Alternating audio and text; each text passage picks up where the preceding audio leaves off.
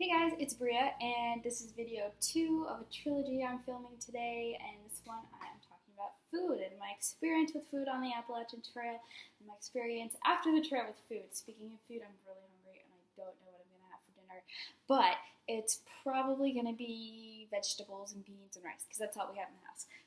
So, food, yeah. So before I started the trail, I was vegan, and I had been a vegan for a year, and I've been a vegetarian for 5 years.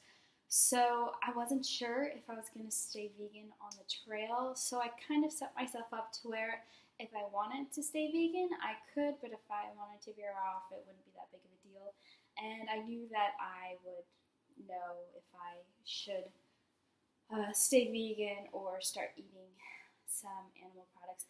Though I would like never eat meat. Meat is, okay, that's a lie because I sometimes eat fish, but like I would never eat beef or pork or chicken or like, oh, just not about it. So I did not stay vegan, and I started eating animal products pretty quickly. I remember in Maine, I think we're in Stratton, I got an omelet, and I was like, I can't believe I want this, but my body wanted it, and before the trail, my body would have never wanted something like that, so I didn't really mind eating it because I could tell that it was, like, my body was craving whatever it could get inside of it. I was just so hungry all the time. So what happened was it takes a little while to, like, get hungry on the trail. It takes 1 to 2 weeks. But remember, I did that section in Georgia right before I went to Katahdin, so by the time I got to Maine, I was really hungry. And when I got out of the 100-mile wilderness in Monson, I just was ready to eat my face off, and I did. I ate probably the most food I've ever eaten in Monson. It was kind of crazy. And I started feeling like really desperate for food, and I was just eating as much as possible. I was carrying a lot of food. I was carrying more food than I needed to because I was kind of having trouble finding a balance of how much to eat. And eventually I kind of started to figure it out. And that first month after my hunger set in, I ate a lot. And yeah, I'll talk about, in the next video, I'll talk about like my weight loss, weight gain, and that sort of thing. But so the first month I was eating as much as I could. And then I started realizing that I didn't need to eat like as much as possible. I didn't need to stuff my stomach all the time. So I kind of laid back a little bit on food, and then sometimes I wouldn't be eating enough, and sometimes I was doing okay. So I was just really listening to my body and eating when it wanted food, and I never felt bad about eating a lot, and I did eat a lot. So that's one thing to remember on the trail. You really do have to pick up what you're eating, which is not a bad thing. I mean, you get to eat as much as you want.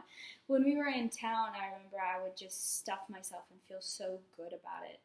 And that's something that I've never really experienced before the trail, was eating as much as I could and truly feeling good about it and not feeling guilty about eating too much because I really needed it. So that's kind of the phase I went through. I mean, oh, I don't know what just beat. But I went from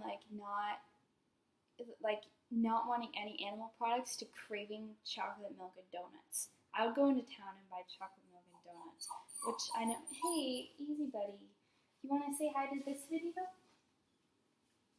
Pedro makes his yeah. You want to say? I just totally messed up whatever I was gonna say. I was gonna say he makes an entrance. Yeah. But no puppy kisses. But yeah, so that's a little bit about food. Oh, so post-trail, oh my god, I am hungry all the time. It's freaky. Like, I've never been like, wanting food so bad, and I'm like I think after this video I'm going to take the dog out to pee. Don't worry, I am a good dog babysitter, Chelsea. Yeah, we went to all-you-can-eat sushi last night, and I was just like, okay, just give me food, more. I just can eat all the time. So I'm trying to, like, bring myself down. What's funny is, so I'm sitting with Chelsea, and I know you gotta pee. Hang on, buddy. And we were both vegan last year in college together, and I was usually the good one, and I would, like, be the good role model. And now I'm at her house, and I'm like, dude, we should eat everything. We should eat ice cream. And she's like, what has happened to you? Because I haven't gotten in control of my cravings yet. So that's a little bit about post-trail eating. I don't know if I'll go back to fully vegan. I'm gonna definitely transition down away from the animal products because I know I feel a lot better when I don't eat those things. But definitely vegetarian for now and slowly eating less, but not starving myself. If I'm just dying, I'm gonna eat something.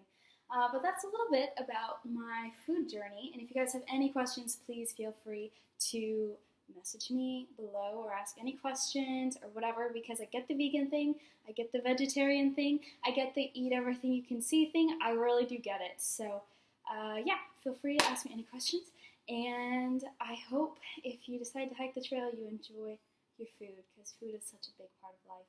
And that is the hardest thing about hiking the Appalachian Trail, is the food kind of sucks, no matter what you eat. That's it. Bye, guys.